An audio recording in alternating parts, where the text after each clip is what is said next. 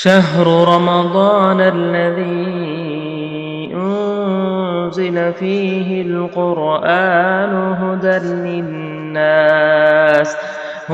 للناس وبينات من الهدى والفرقان. بسم الله الرحمن الرحيم. الحمد لله رب العالمين وبك نستعين سبحانك لا علم لنا إلا ما علمتنا إنك أنت العليم الحكيم. قال الله عز وجل ومن آياته أن خلق لكم من أنفسكم أزواجا لتسكنوا إليها وجعل بينكم مودة ورحمة إن في ذلك لآيات لقوم يتفكرون.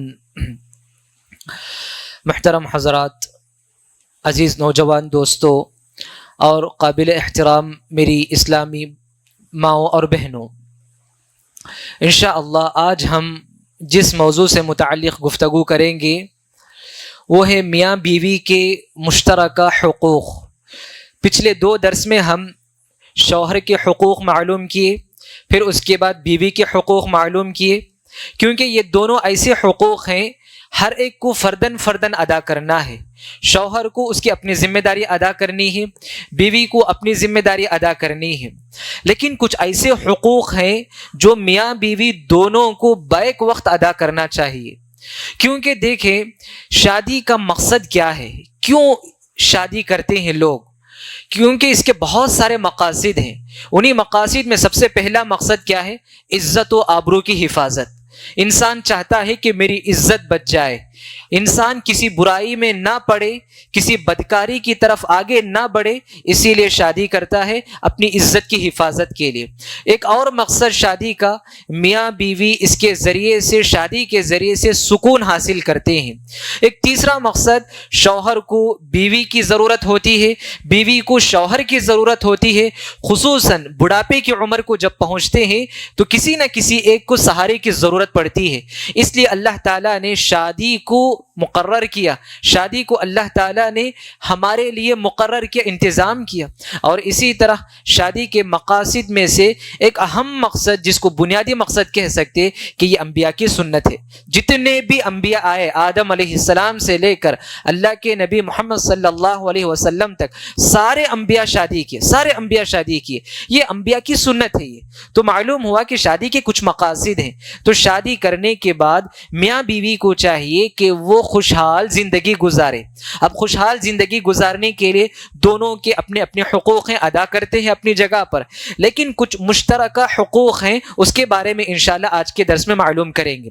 سب سے پہلا حق یہ ہے کہ شادی شدہ زندگی میں اختلافات کا ہونا، تو میں کا ہونا، آپس میں لڑائی جھگڑے کا ہونا، یہ عیب کی بات نہیں ہے، عام بات ہے. یہ ہو سکتا ہے، شادی شدہ زندگی ہے تو اس میں اختلافات ہو سکتے ہیں. جیسے مثال کے طور پر دیکھیں، 2 مختلف مزاج رکھنے والے، 2 مختلف طبیعت رکھنے والے ایک جگہ کام نہیں کر سکتے.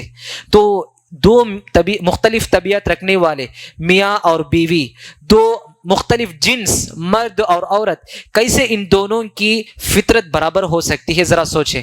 تو جب 2 مختلف فطرت، طبیعت رکھنے والے، مزاج رکھنے والے ایک جگہ ایک جیسا کام نہیں کر سکتے ہیں تو ایک گھر میں 2 مختلف طبیعت رکھنے والے، مزاج رکھنے والے، ان کے درمیان کیسے لڑائی کے بغیر زندگی گزر سکتی ہے؟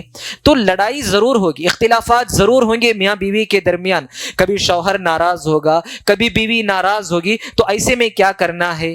ایسے میں دونوں کو چاہیے کہ دونوں غلطیوں کو معاف کر کے، نظر انداز کر کے، اگنور کر کے زندگی کو آگے بڑھانا چاہیے.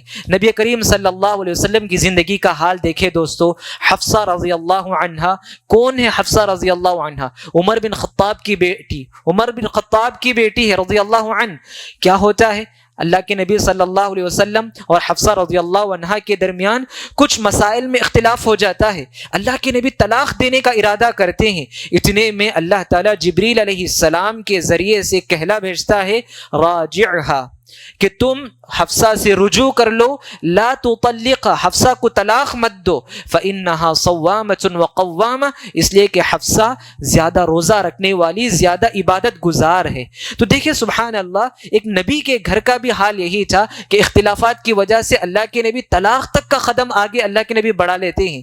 تو ایسے میں ہماری زندگی میں بھی اختلافات ہو سکتے, تو کرنا کیا ہے, غلطیوں کو, اختلافات کو نظر انداز کر کے زندگی کو آگے بڑھانا چاہیے. اللہ کے نبی صلی اللہ علیہ وسلم نے کہا لا یفرق مؤمن مؤمنۃ, کوئی مؤمن مرد کسی مؤمنہ عورت سے نفرت نہ کرے. کیوں نفرت نہ کرے؟ ان رضی ان کرہ منہا خلقا, اگر بیوی کی کوئی عادت آپ کو ناپسند آتی ہے, رضی منہا آخر, کوئی اور اچھی بات اس کے اندر ہوگی جو تمہیں اچھی لگ سکتی ہے.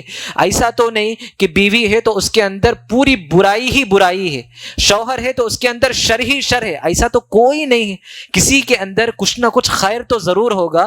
تو جب شوہر اپنی بیوی سے ناراض ہوتا ہے, بیوی شوہر سے ناراض ہوتی ہے, ایسے میں اس کی اچھائیوں کو یاد کر لینا ضروری ہے دوستو. اسی لیے اللہ تعالیٰ نے مردوں سے خطاب کرتے ہوئے خاص کر کہا وعاشروہن بالمعروف, اپنی بیویوں کے ساتھ اچھے انداز سے پیش آؤ. پھر کہا فَإِن كَرِهْتُمُوهُنَّ فَعَسَىٰ أَن تَكْرَهُوا شَيْئًا وَيَجْعَلَ اللَّهُ فِيهِ خَيْرًا كَثِيرًا, اگر تمہیں ان کے اندر کوئی چیز ناپسند آئے بیوی کے اندر, امید ہے کہ کوئی اس کے اندر اور بھلائی ہو.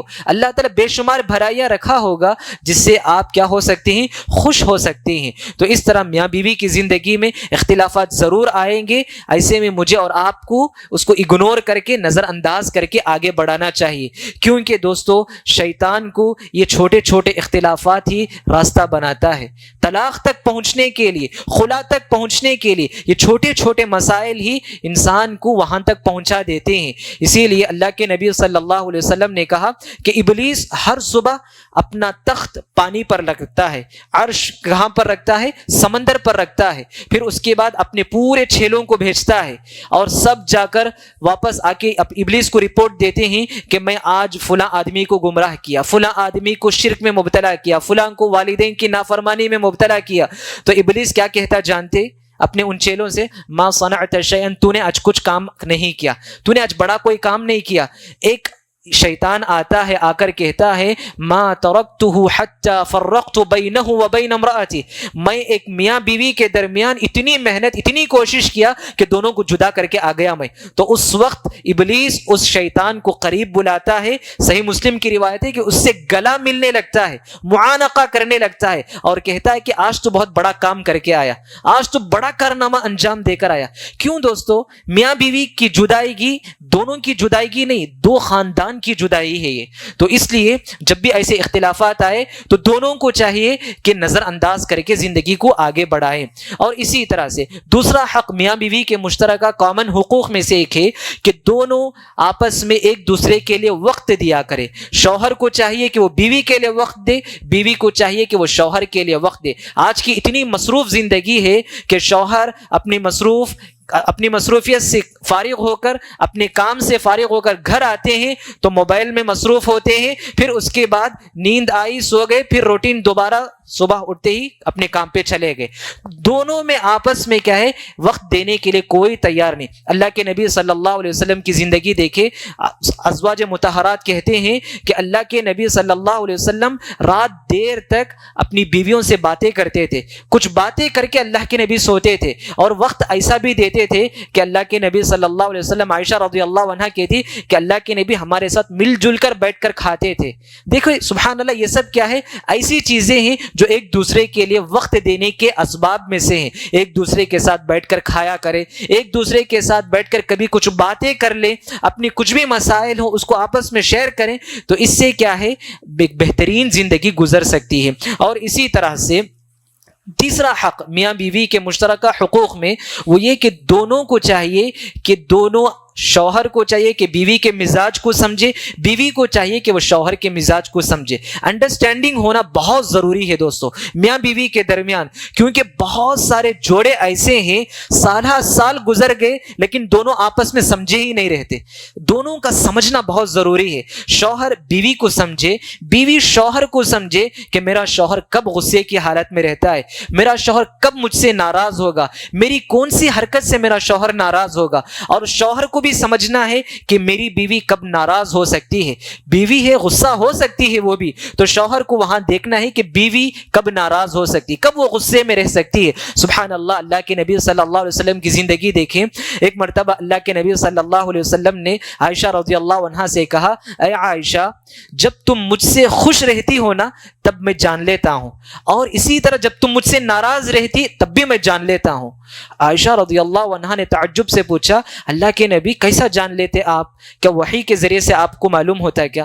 تو اللہ کے نبی صلی اللہ علیہ وسلم نے کہا، نہیں عائشہ، جب تم ناراض رہتی ہو تو کیا کہتی معلوم؟ بلا ورب ابراہیم، ابراہیم کے رب کی قسم کھاتی تم۔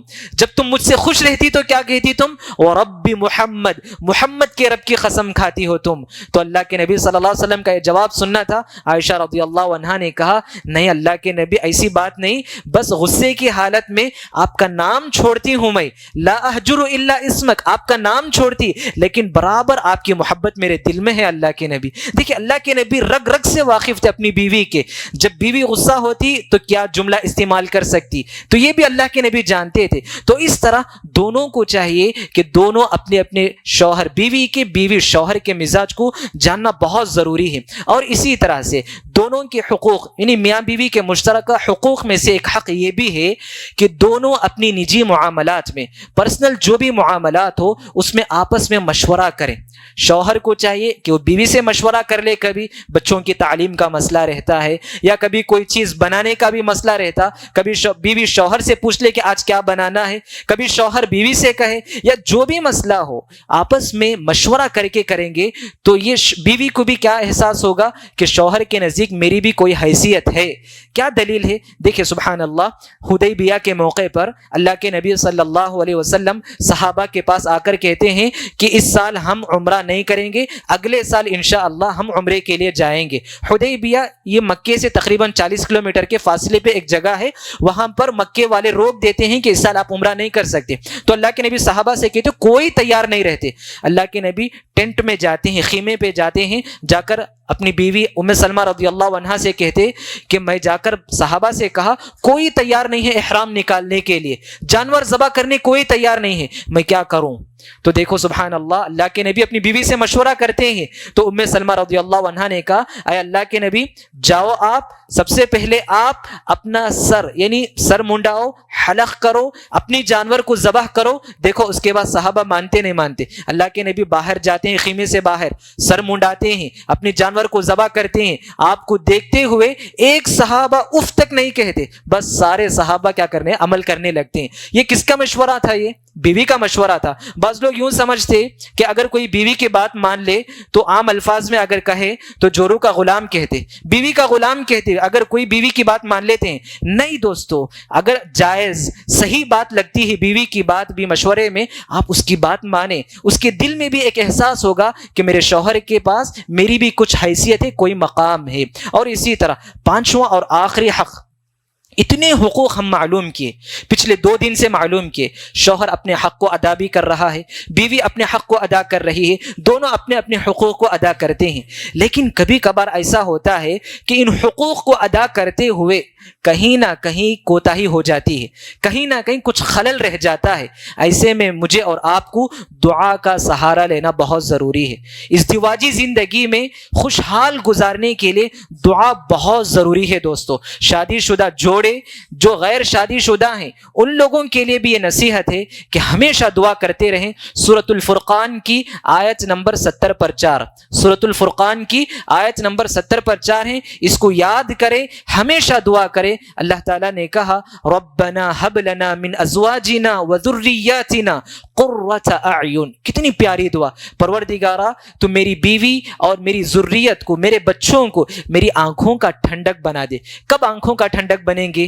بیوی کب آنکھوں کا ٹھنڈک بن سکتی؟ بچے کب آنکھوں کا ٹھنڈک بنیں گے؟ جب وہ آپ کے حقوق کو ادا کریں گے۔ بیوی بھی دعا کرے پروردگارا تو میرے شوہر کو اور میرے بچوں کو میری آنکھوں کا ٹھنڈک بنا دے۔ شوہر اگر حقوق کو ادا کرتا ہے تو بیوی کے لیے آنکھوں کا ٹھنڈک بن گیا ہوں۔ تو اس طرح سے دعا بہت ضروری ہے دوستو. دعا کا سہارا لے آپ, ہمیشہ اللہ تعالیٰ سے دعا کریں, کیونکہ یہ آنکھوں کی ٹھنڈک کی یہ جو دعا ہے بہت عظیم دعا ہے, جامع دعا ہے. پچھلے درس میں بھی ہم بہت ساری دعائیں آپ کو بتائے تھے, آیتیں بتائی تھی, ان آیتوں کو بھی یاد کریں, ان دعاؤں کو بھی. اور آج کے درس میں جو دعا میں نے آپ کو بتائی سورۃ الفرقان کی آیت نمبر 70 پر 4, اس دعا کو یاد کریں اور ہمیشہ اس دعا کو پڑھنے کی کوشش کریں. آج جتنے بھی طلاق اور خلا کے واقعات ہمیں سننے کو ملتا ہے, یہ سب کس وجہ سے؟ حقوق کو ادا نہ کرنے کی وجہ سے. اگر سب اپنی جگہ پر اپنے اپنے حقوق کو ادا کریں گے تو کہیں پر بھی طلاق اور خلا کے واقعات نہیں ہوں گے. اس لیے دوستو, خوشگوار زندگی گزارنے کے لیے یہ بس سننے کی بات نہیں ہے بلکہ پریکٹیکل عمل کرنا ہے. ہمیں اپنی زندگی میں عمل کرنے کی ضرورت ہے. ازدواجی زندگی خوشگوار گزارنے کے لیے حقوق کو ادا کرنے کے ساتھ ساتھ ہمیں اللہ تعالیٰ سے دعا بھی کرنا ضروری ہے. ہم اب 2 دن میں شوہر کے حقوق, بیوی کے حقوق اور میاں بیوی کے مشترکہ کامن حقوق کو ہم الحمدللہ معلوم کیے. انشاءاللہ کل کے درس میں ہم سسرال کے حقوق کو معلوم کریں گے. سن کر تعجب ہوگا, انشاءاللہ اس سلسلے میں کل کے درس میں معلوم کریں گے. دعا ہے رب العالمین سے کہ اللہ رب العالمین مجھ کہنے والے کو, آپ تمام سننے والے اور سننے والیوں کو اپنے اپنے شوہر کے, اپنی بیویوں کے حقوق کو کما حق ہو ادا کرنے کے اللہ تعالیٰ توفیق عطا فرمائے. آمین. سبحان ربک رب العزة عما يصفون وسلام على المرسلين والحمد لله رب العالمين. سبحانك اللهم وبحمدك أشهد أن لا إله إلا أنت أستغفرك وأتوب إليك. السلام عليكم ورحمة الله وبركاته.